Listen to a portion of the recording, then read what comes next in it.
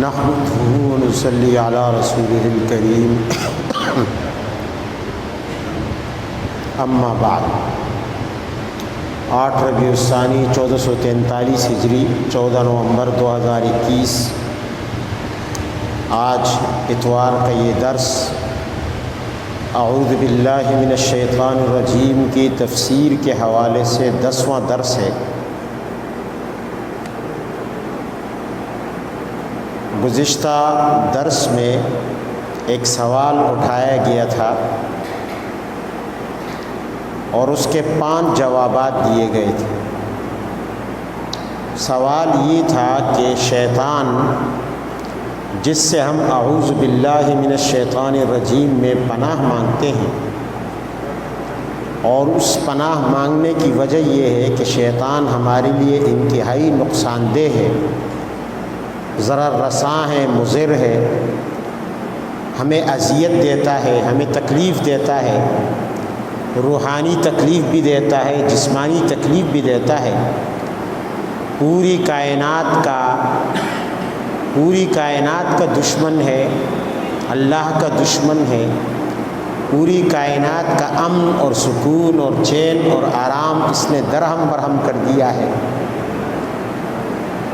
اور ہر طرف شرارت اور فساد، سمندر میں کیا، خشکی میں کیا، جنگل میں کیا، زمین کا چپا چپا اس کے فساد سے بھرا ہے۔ تو جب یہ اتنا موذی ہے، اتنا مضر ہے، اتنا نقصان دہ ہے، تو اسے پیدا کیوں کیا گیا؟ اگر اسے پیدا نہ کیا جاتا تو یہ تمام آفات، یہ تمام شر، یہ تمام تکلیفیں، یہ تمام ضرر اس دنیا میں موجود نہ ہوتے، اور یہ دنیا ایک خوشی کا ٹھکانہ ہوتی، ہر طرف خوشی ہوتی، ہر مخلوق امن میں ہوتی، خاص طور پر انسان امن میں ہوتا، چین میں ہوتا۔ تو اسے کیوں پیدا کیا گیا؟ اتنی نقصان دہ چیز کو، اتنی بدترین چیز کو، اتنی بری شے کو وجود کیوں دیا گیا؟ تو میں نے اس کے 5 جواب دیے تھے کہ یہ اللہ تعالیٰ شیطان کے ذریعے اپنے خاص بندوں کے درجات بلند کرنا چاہتا ہے۔ اللہ نے شیطان کو فرشتوں اور مؤمنین کے دلوں میں اپنے خوف بٹھانے کا ذریعہ بنا دیا ہے۔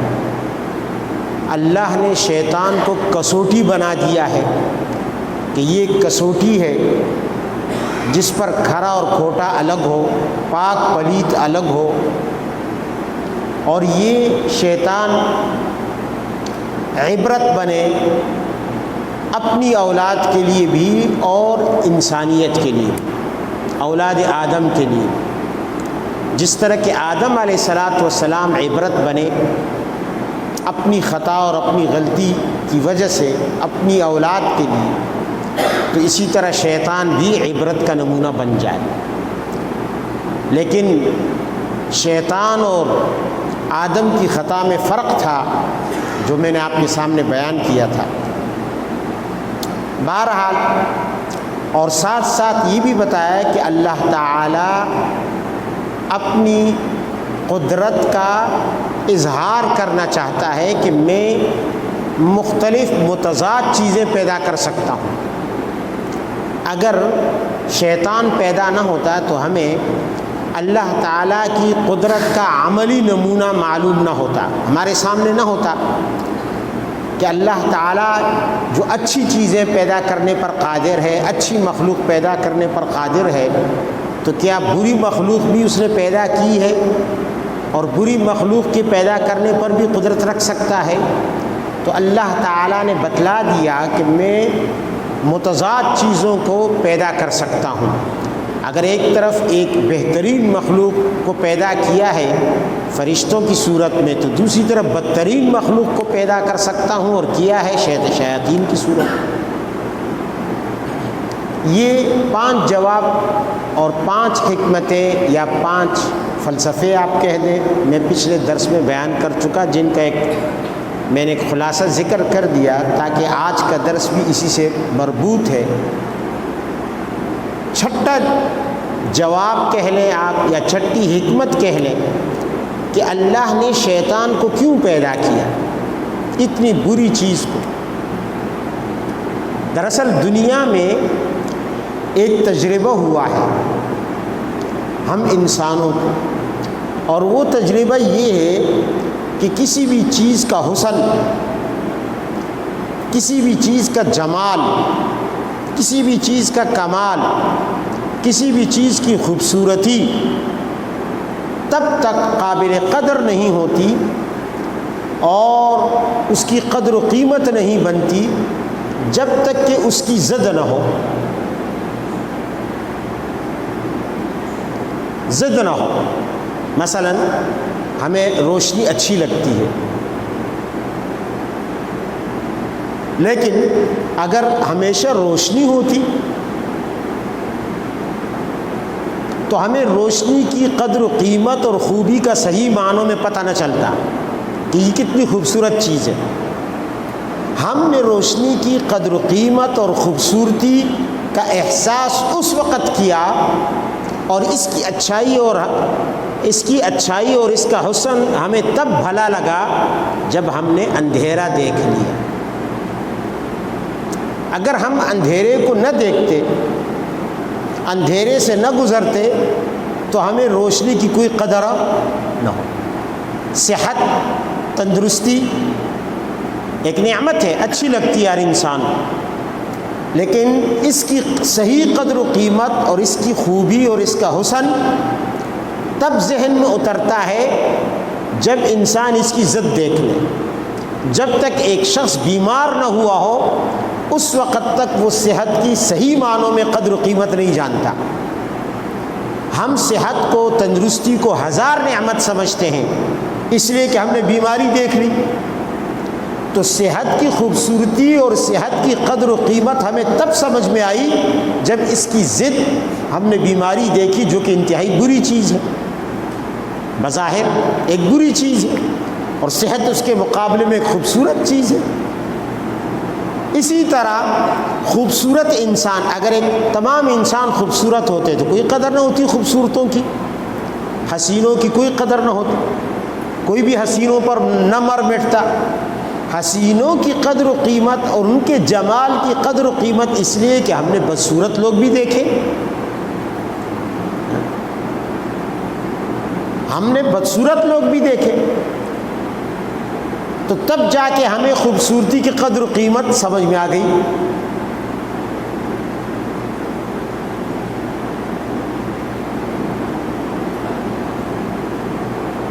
تو بدصورتی کو اللہ نے کس لیے پیدا کیا؟ تاکہ خوبصورتی کے حسن کا اظہار ہو سکے۔ تاریکی کو اللہ نے کیوں پیدا کیا؟ تاکہ روشنی کی قدر و قیمت اور اس کے حسن کا اظہار ہو سکے۔ اللہ تعالیٰ نے گندگی کو کیوں پیدا کیا؟ اس لیے کہ گندگی کے مقابلے میں جو چیزیں اچھی ہیں ان کی اچھائی کا احساس ہو سکے۔ اللہ تعالیٰ نے بدبو کو کیوں پیدا کیا؟ ایک بری چیز ہے، اس لیے کہ خوشبو کی قدر و قیمت کا احساس ہو سکے۔ اگر پوری دنیا میں بدبو کہیں نہ ہوتی اور خوشبو ہی خوشبو ہوتی تو خوشبو کی کوئی قدر و قیمت نہ ہوتی، احساس تک نہ ہوتا۔ ہمارے جسم میں کتنے اعضاء ہیں، ہمیں پتہ نہیں ہوتا کہ یہ عضو بھی ہے، کام کر رہا ہے اور ٹھیک ٹھاک کر رہا ہے۔ جب اس پر تکلیف آ جاتی ہے، درد آ جاتا ہے تو ہمیں راحت کا احساس ہوتا ہے، یار راحت بھی تھی، اچھا یہ عضو اب تک راحت میں تھا۔ تو درد کیوں پیدا کیا؟ تاکہ راحت کا احساس ہو۔ تو اللہ تعالیٰ نے اپنی حکمت سے ضد کو اس لیے پیدا کیا تاکہ اس ضد، بری ضد کو اس لیے پیدا کیا تاکہ اس بری ضد سے اس کی اچھی ضد کی اچھائی اور خوبصورتی کا احساس پیدا ہو جائے، اس کی قدر و قیمت بڑھ جائے۔ تو اللہ نے دو طرح کی مخلوق پیدا کی، ایک کائنات میں لطیف مخلوق جو انتہائی ہلکی پھلکی ہے، اور دوسری کثیف مخلوق جن میں کثافت ہے۔ جو لطیف مخلوق ہے ایک قسم، یہ پھر ان کی دو قسمیں ہیں۔ اسی طرح کثیف مخلوق کی بھی دو قسمیں ہیں۔ کثیف مخلوق کو اللہ تعالیٰ نے پیدا کیا، اس کی دو قسمیں ہیں۔ ایک وہ جو پانی سے پیدا ہوئی، کثافت رکھتے، جیسے سمندر اور دریاؤں کے جانور پانی سے پیدا ہوئے، مچھلیاں اور وہاں کی دوسری چیزیں، اور دوسری قسم کی مخلوق مٹی سے پیدا ہوئی، جیسے ہم انسان، یہ حیوانات۔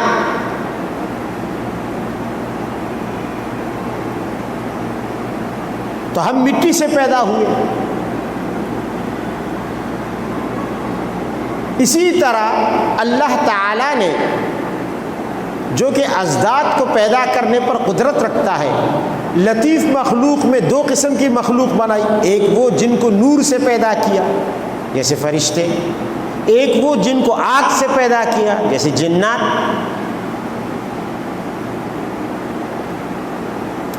اب ان میں اللہ تعالیٰ نے ایک تقابل رکھا،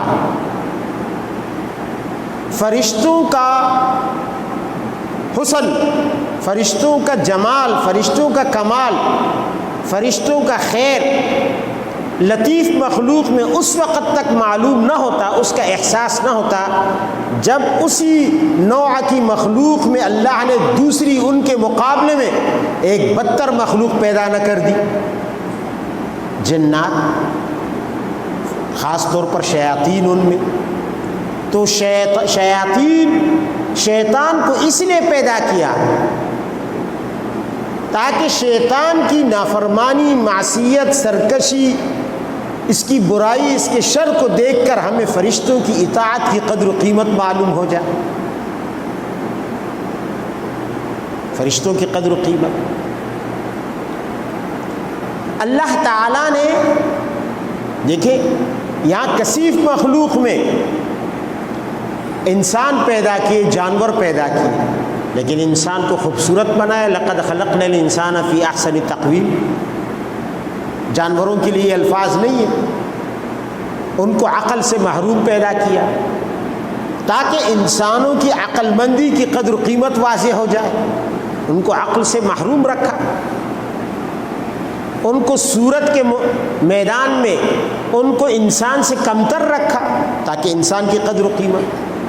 اسی طرح شیطان اور شیطان کے مقابلے میں لطیف مخلوق میں فرشتے اور کثیف مخلوق میں انسان، ان کی اطاعت، ان کے کمالات، ان کا حسن تب ظاہر ہوگا، ان کی اطاعت کی تب قدر و قیمت پیدا ہوگی جب ان کے مقابلے میں وہ جو سراپا نافرمانی ہے سر سے لے کر پیر تک، وہ جو معصیت ہے، وہ جو گناہوں کا پتلا ہے، وہ جو شر کا مجسمہ ہے، وہ جو برائی کا پیکر ہے، اس کو نہ پیدا کر لیا جائے۔ تو جب انسان اور شیطان کا تقابل ہوتا ہے تو انسان کی قیمت بڑھ جاتی ہے، اس کا حسن سامنے آ جاتا ہے، اس کے کمالات سامنے آ جاتے ہیں۔ تو اللہ نے دنیا، اس عالم کائنات کو ازداد کی دنیا بنایا تاکہ ایک ضد سے دوسری ضد معلوم ہو سکے، تاکہ ایک ضد سے دوسری ضد کی قدر و قیمت کا اندازہ ہو سکے۔ شیطان نہ ہوتے، نہ ہماری اطاعت کی کوئی قدر و قیمت ہوتی ہے، اور ہماری فرشتوں کی اطاعت کی بھی قدر و قیمت نہ ہوتی، کیا قدر و قیمت ہوتی؟ لیکن اب قدر و قیمت پیدا ہو گئی جب شیاطین کا ایک طبقہ ایسا وجود میں آ گیا کہ جو بالکل باغی ہے، سرکش ہے۔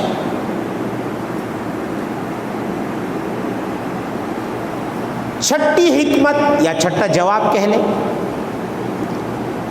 شیطان کو پیدا کرنے کی، کہ شیطان کیوں پیدا کیا گیا ہے؟ حکمت یہ ہے کہ اللہ تعالیٰ چاہتا ہے کہ اس کی بندگی متنوع انداز سے ہو، رنگا رنگ انداز سے اس کی بندگی کی جائے اور اس کی بندگی کا ظہور ہو۔ دیکھیں، انسان کے پیدا کرنے سے پہلے آسمانوں پر جب اللہ نے فرشتوں سے فرمایا کہ میں ایک خلیفہ پیدا کرنے والا ہوں زمین میں، تو انہوں نے کہا آپ کس لیے پیدا کر رہے ہیں؟ عبادت کے لیے؟ کہ عبادت تو ہم کرتے ہیں، نحن نسبح بحمدک ونقدس لک، ہم تسبیح بھی خوب کرتے ہیں، شعر ہم تسبیح کے، حمد بھی خوب کرتے ہیں، ہمارا تو اور کوئی کام ہی نہیں، تقدیس بھی خوب کرتے ہیں، سارا دن ذکر میں، 24 گھنٹے ذکر میں، تو ہم تو رات دن آپ کی عبادت میں لگے ہوئے۔ تو عبادت کی ضرورت ہے۔ اگر آپ بندے پیدا کرنا چاہتے تو ہم سے زیادہ عبادت گزار بندے کون ہوں گے جو ہر وقت آپ کی عبادت میں لگے ہوئے، آپ کی عبادت ذکر کی صورت میں کر رہے ہیں۔ اب دیکھیں، انہوں نے عبادت ایک ذکر کی، ایک نوع ذکر کی، ایک قسم میں عبادت ذکر کی، کیا کہ ہم تسبیح کرتے ہیں، ہم تحمید اور تقدیس کرتے ہیں، نہیں ذکر کرتے ہیں۔ ان سب کا خلاصہ ذکر ہے۔ اللہ نے فرمایا بھائی میرا ارادہ یہ نہیں ہے کہ مجھے ایک لحاظ سے ایک ہی صورت میں میری عبادت کی جائے، میری بندگی کی جائے۔ میں چاہتا ہوں کہ مختلف رنگوں میں میری عبادت کی جائے۔ وہ صلاحیت تم میں نہیں ہے، تم ذکر کے تو شعر ہو،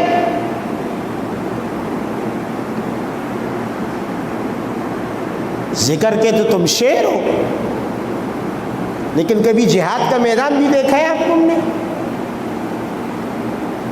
وہاں تو تم صفر ہو۔ تو میں چاہتا ہوں کہ میری عبودیت صرف ذکر تک محدود نہ رہے، کہ کائنات میں صرف ایک ہی طریقے سے میری بندگی ہو اور کوئی طریقہ نہ ہو۔ میں رنگا رنگی چاہتا ہوں، میں تنوع چاہتا ہوں، میں انواع و اقسام کی عبادتیں چاہتا ہوں کہ ان عبادتوں کے ذریعے میری معبودیت کی صفت سامنے آ جائے کہ میں معبود ہوں، اس جہت سے بھی، اس سمت سے بھی، اس رنگ سے بھی، اس قسم سے بھی۔ کوئی ایسا عمل، کوئی ایسی جہت، کوئی ایسا رخ باقی نہ رہے، کوئی ایسا پہلو باقی نہ رہے کہ اس حوالے سے میری معبودیت کی صفت سامنے نہ آئے۔ مجھے طرح طرح سے پوجا جائے، مجھے طرح طرح سے میری بندگی کی جائے۔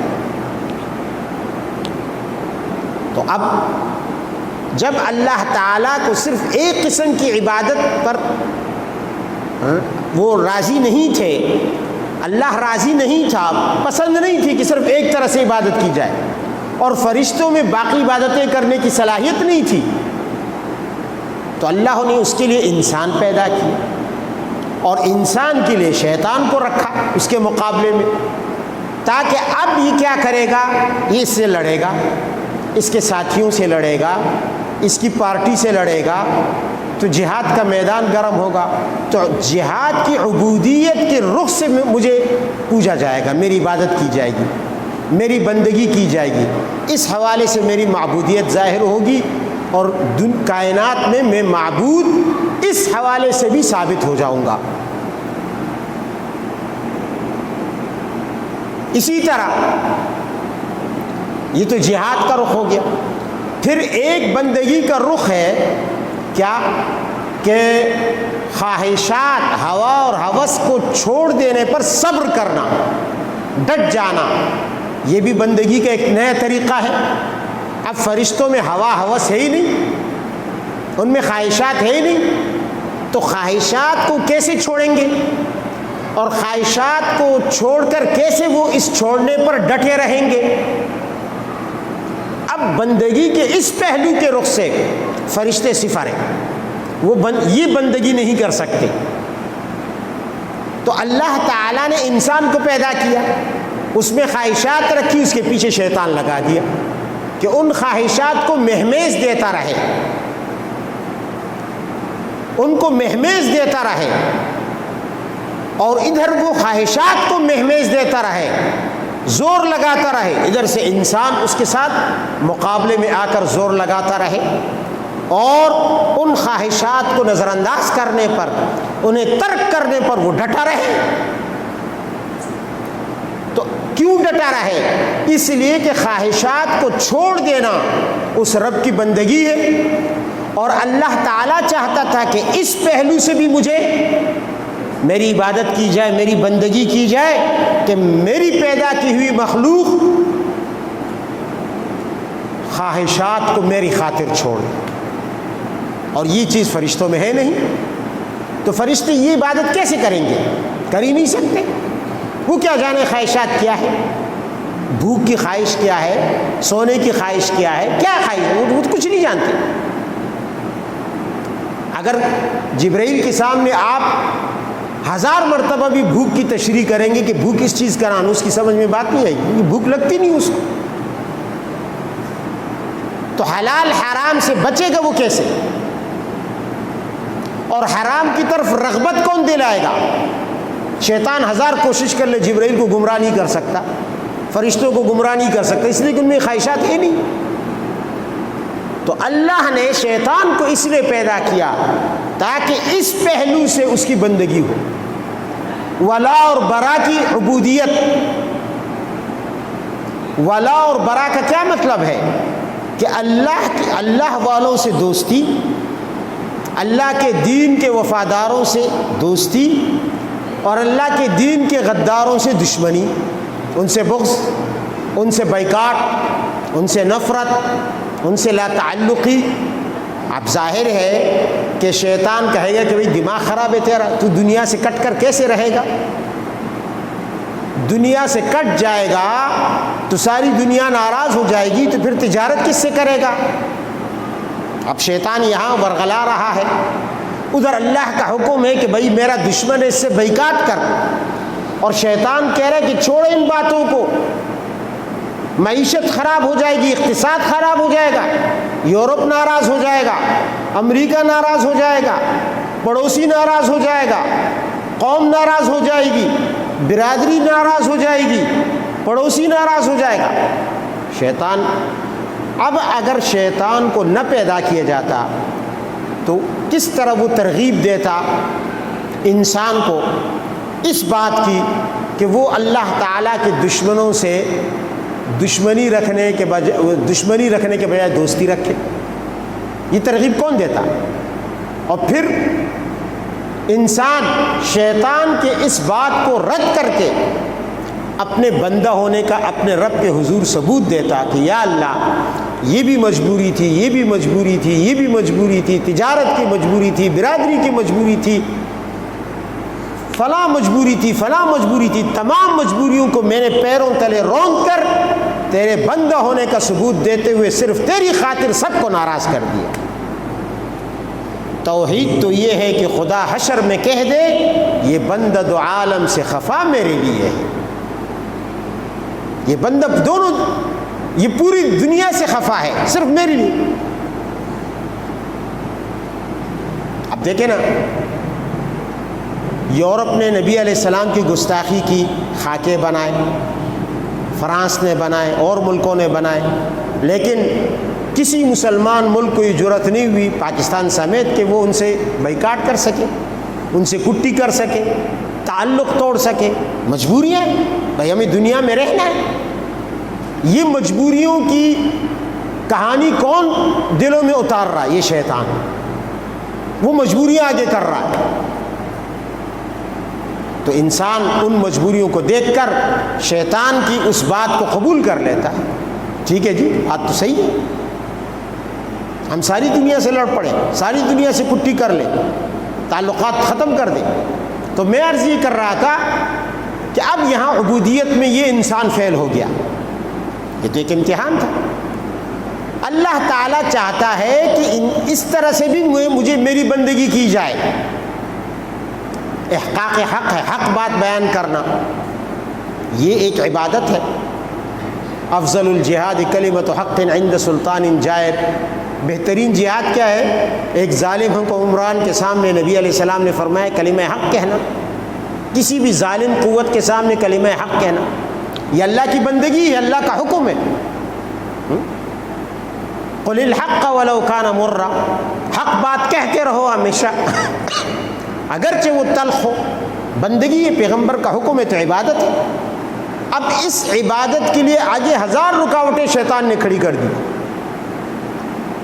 اب انسان ان رکاوٹوں کو توڑ دیتا ہے اور حق بیان کر دیتا ہے، ظالم حکمران کے سامنے، ظالم قوتوں کے سامنے، برادری کے سامنے، قوم کے سامنے کھڑا ہو جاتا ہے ابراہیم علیہ السلام کی طرح۔ تو اس انسان نے بندگی کا حق ادا کر دیا، اس پہلو سے رب کی بندگی کر دی۔ اسی طرح تو اللہ چاہتا ہے کہ اس حوالے سے بھی میری عبادت ہو، میری معبودیت ظاہر ہو، اللہ کی حکمت ہے، اس لیے شیطان کو پیدا کر دیا۔ اسی طرح حدود اور قصاص کا نفاذ ہے، اللہ چاہتا ہے کہ حدود اس زمین پر نافذ ہو،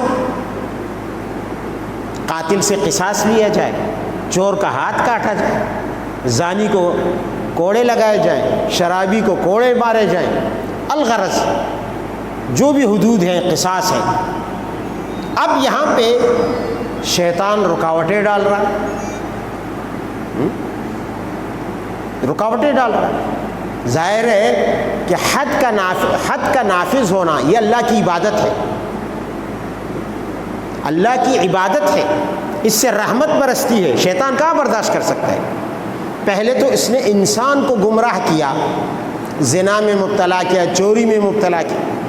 اگر کوئی شخص زنا ہی نہ کرتا دنیا میں، چوری ہی نہ کرتا، قتل ہی نہ کرتا ناحق، تو یہ حدود قصاص جیسی عبادت ہوتی، اس پر عمل نہیں ہو سکتا تھا۔ دنیا میں کوئی چور نہ ہوتا تو حدود قصاص پر کیسے عمل ہوتا؟ یہ بندگی کیسے ہوتی؟ اللہ نے شیطان کو پیدا کیا جو چوروں کو بہکا دے، جو بدکاروں کو بہکا دے، جو قاتلوں کو بہکا دے۔ پھر حد جاری کرنے میں پھر ایک بندگی ہے کہ جب حد جاری ہوتی ہے تو اللہ تعالیٰ کے حکم کی تعمیل ہوتی ہے، اس کی عبودیت اور اس کی بندگی کا حق ادا ہوتا ہے۔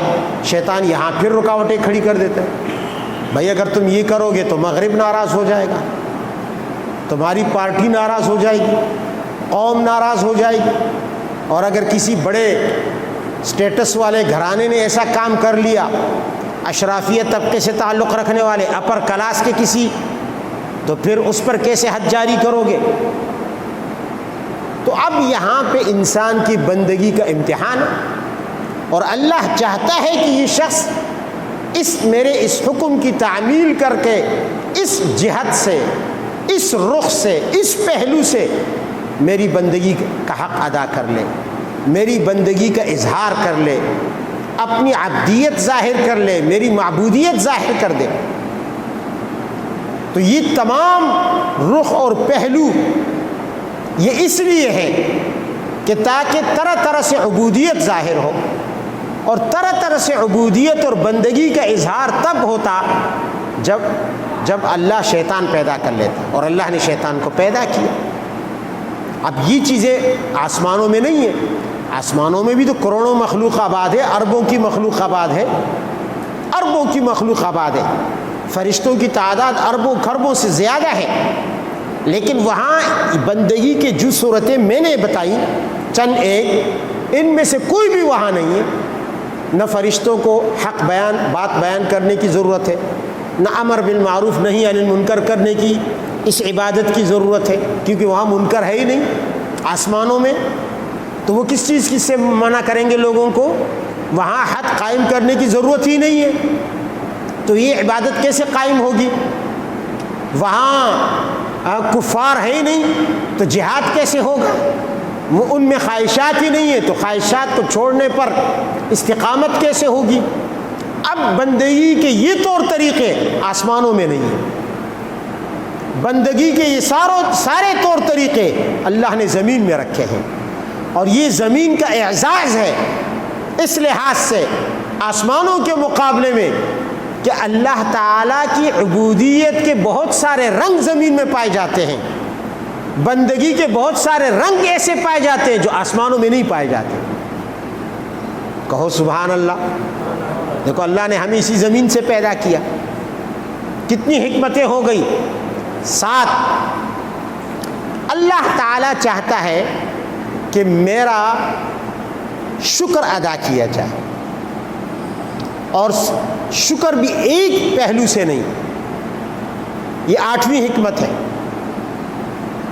8ویں حکمت بیان کر رہا ہوں، شیطان کو کیوں پیدا کیا۔ شکر کے 8ویں حکمت کہ شکر کے ذریعے اور شکر کے انواع و اقسام کے ذریعے اللہ تعالیٰ کا شکریہ ادا کیا جائے۔ شکر کی حقیقت اور اس کے اقسام کے ذریعے طرح طرح کے شکر ادا کیا جائے، اور اس کے لیے ضروری تھا کہ شیطان کو پیدا کیا جائے۔ پھر شیطان، اب جتنے بھی اہل اللہ ہیں، اولیاء اللہ ہیں، اللہ والے لوگ ہیں، وہ جب شیطان کے ساتھ مد مقابل ہوتے ہیں، شیطان ان پر حملہ آور ہوتا ہے اور وہ اپنا دفاع کرتے ہیں، تو اس کے بعد جب وہ اس لڑائی میں کامیاب ہوتے ہیں تو شکر گزار تو وہ پہلے سے ہوتے تھے، لیکن پہلے کے شکر میں اور اس کشتی میں کامیاب ہونے کے بعد کے شکر میں زمین و آسمان کا فرق ہوتا ہے۔ اس کی ایک میں مثال دیتا ہوں آپ کو۔ ایک استاد طالب علم کو پڑھا رہا ہے، طالب علم تو ہر روز شکر گزار ہے استاد کا کہ وہ اس کو نئے علوم سکھا رہا ہے، روزانہ نت نئی باتیں سکھا رہا ہے، نت نئے علوم سکھا رہا ہے، ہر روز اس کے علم میں اضافہ ہو رہا ہے۔ یہ استاد کا احسان ہے اس شاگرد پر۔ ٹھیک ہے، شاگرد کے دل میں استاد کی عزت ہوگی، وہ شکر گزار بھی ہوگا، لیکن شکر کا جو احساس کما حقہ ہونا چاہیے تھا وہ نہیں ہے۔ بس ایک معمول کا کام سمجھ لیا، روزانہ شاگرد آتا ہے، استاد سے پڑھتا ہے اور چلا جاتا ہے۔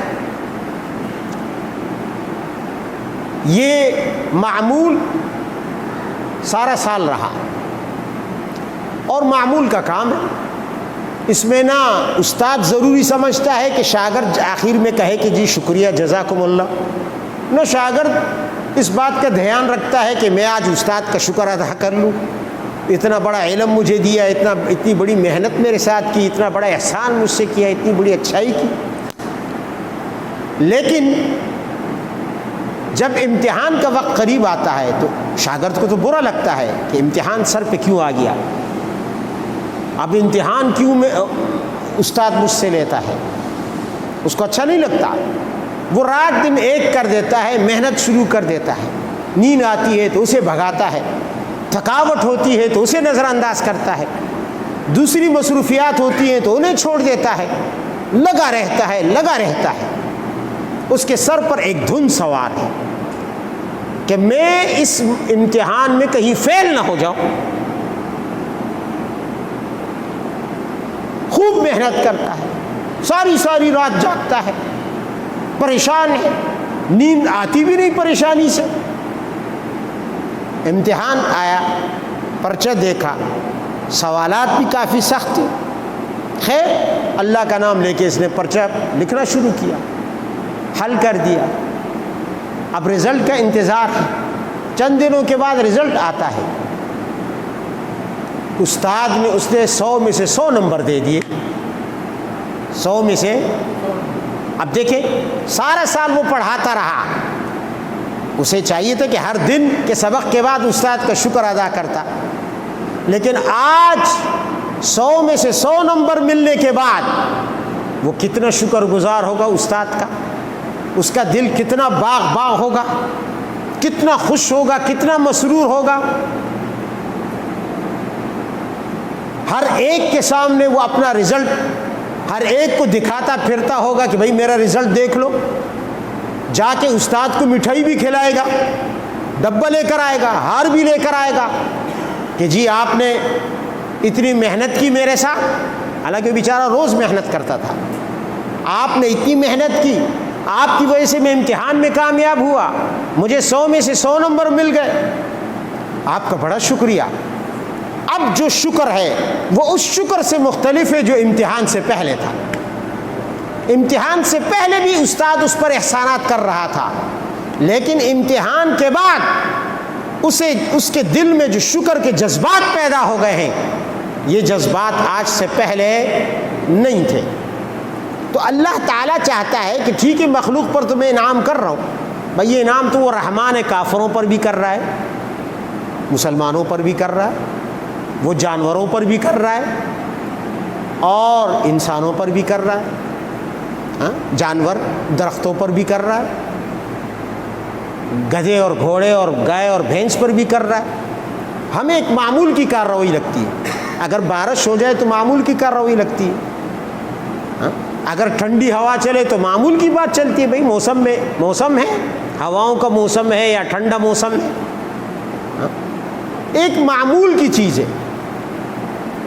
لیکن اگر کسی دن سخت ترین گرمی ہو اور اس دن خلاف معمول ٹھنڈی ہوا چل پڑے سخت گرمی میں، اس وقت شکر کے جو جذبات ہوتے ہیں وہ عام ہواؤں والے دنوں میں نہیں تھے، حالانکہ ہوا تو روز چلتی ہے، عام دنوں میں بھی چلتی تھی، لیکن خاص جس دن پارہ 40 کو کراس کر گیا، 50 تک پہنچ گیا اور اچانک ایک دم ٹھنڈی ہوا شروع ہو گئی، پھر جو شکر کے جذبات ہوتے ہیں وہ ہر روز چلنے والی ہواؤں کے وقت انسان کے دل میں نہیں۔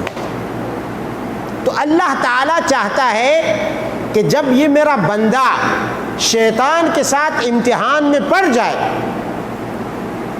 تو امتحان سے تو پہلے بھی اس پر میری نعمتیں تھی، لیکن امتحان میں کامیابی کے بعد جب یہ کامیاب ہوگا، اس وقت اس کے اندر شکر کے جو جذبات پیدا ہوں گے، رنگا رنگ شکر کے طریقے اس کی ذہن میں آئیں گے کہ اب کس طرح اپنے رب کا شکر ادا کروں کہ اتنے عظیم مرحلے سے میں گزر گیا، اتنے خطرناک مرحلے سے میں کامیاب ہو کر گزر گیا۔ تو اللہ تعالیٰ چاہتا ہے کہ میرا بندہ رنگا رنگ طریقوں سے میرا شکر گزار بنے، اور اس کے لیے ضروری ہے کہ شیطان پیدا کیا جاتا۔ اب اگر شیطان نہ ہوتا تو شکر کے یہ طریقے بھی نہ ہوتے۔ اب فرشتے انسانوں کے مقابلے میں شکر کے ان جذبات سے محروم ہیں، اس لیے کہ ان کا شیطان سے پالا ہی نہیں پڑتا، اور پالا پڑ جائے تو شیطان ان کے سامنے بھیگی بلی بن جاتا ہے، وہ تو اوپر سے ایک شعلہ مارتے ہیں شیطان بھاگ جاتا ہے، انہیں تو نظر آتا ہے نا، ہمیں تو نظر بھی نہیں آتا۔ تو اب یہاں پہ اب یہ جو شکر کے مختلف رنگا رنگ جذبات ہیں جو انسانوں کے دل میں پیدا ہوئے، یہ کس سے ہوئے؟ یہ اللہ والوں کے دل میں پیدا ہوئے اس اللہ کے دشمن اور اس کی پارٹی کے ساتھ ٹکراؤ کے نتیجے میں، اور ٹکراؤ کے بعد حاصل ہونے والی کامیابی کے نتیجے میں، اور شکر کے یہ جذبات وہاں نہیں ہیں آسمانوں میں۔ اس لیے اللہ تعالیٰ نے شیطان کو پیدا کیا کہ یہ میری مخلوق انسان، حضرت انسان، یہ شکر کے ان نئے نئے جذبات سے محروم نہ رہے، اور میرے شکر گزار نبی علیہ الصلوۃ والسلام راتوں کو اٹھ کر عبادت کرتے تھے تو آپ کے پیر پھول جاتے تھے، تورمت قدمہ، حدیث کے الفاظ ہیں، اتنے ورم آ جاتا تھا۔ تو حضرت عائشہ صدیقہ رضی اللہ تعالیٰ عنہ نے فرمایا، اللہ کے رسول، آپ کو اتنی عبادت کرنے کی کیا ضرورت ہے؟ اگر گناہ معاف کرانے تو وقد غفر اللہ لک ما تقدم من ذنبک وما تأخر، اللہ تو آپ کے سارے اگلے پچھلے گناہ معاف کرنے کا اعلان کر چکا ہے، اول تو گناہ ہے ہی نہیں، اور فرض کر لا اگر ہوتے بھی تو اعلان بھی تو معافی کا ہو چکا، تو اب اتنی عبادت کی کیا ضرورت ہے؟ تو نبی علیہ السلام نے کیا فرمایا؟ افلا اکون عبدا شکورا، کیا میں شکر گزار بندہ نہ بنوں؟ اب یہاں پہ نبی علیہ السلام کا شکر ادا کرنے کا طریقہ کیا ہے؟ ایک تو وہ نماز ہے، دوسرا قدموں پر ورم کا آنا یہ بھی تو شکر کی ایک صورت ہے، اسی لیے تو کھڑے ہیں کہ شکر گزار ثابت ہو۔ اب قدموں پہ ورم آنا یہ فرشتوں کو کہاں نصیب، یہ فرشتوں کو کہاں نصیب، ان کے تو قدم ہی نہیں ہماری طرح کہ ان پہ ورم آئے۔ اب دیکھیں یہاں شکر کا جو طریقہ نبی علیہ السلام نے ہمیں کر کے بتایا وہ ایک الگ انداز سے شکر ہے کہ بھائی ساری رات کھڑے ہیں اور قدموں پہ ورم آ گیا، قدم پھول گئے، پیر پھول گئے، کیوں؟ اس لیے کہ شکر گزار بن رہے۔ تو یہ شکر کے تنوعات ہیں، مختلف قسمیں ہیں۔ اللہ چاہتا ہے کہ مجھے اسی طرح میرا شکریہ ادا کیا جائے ان مختلف طریقوں سے، مختلف طریقوں سے۔ بہرحال طبیعت ٹھیک نہیں ہے، دعا کریں، میری آنکھ بدستور خراب ہے، دوائیں بے اثر ہو رہی ہیں اب تک، تو اللہ تعالیٰ سے دعا کریں کہ اللہ تعالیٰ طبیعت میں بہتری فرما دے تاکہ اگلا درس اور مزید بہتر طریقے سے دے سکوں۔ آج تو ارادہ بھی نہیں تھا، بہرحال انہی الفاظ پر اکتفا کرتا ہوں، مزید انشاءاللہ اگلے درس میں اسی موضوع پر گفتگو کریں گے کہ شیطان کو کیوں پیدا کیا گیا ہے۔ ابھی یہ موضوع جاری اور ساری ہے۔ وآخر دعوانا الحمدللہ رب العالمین۔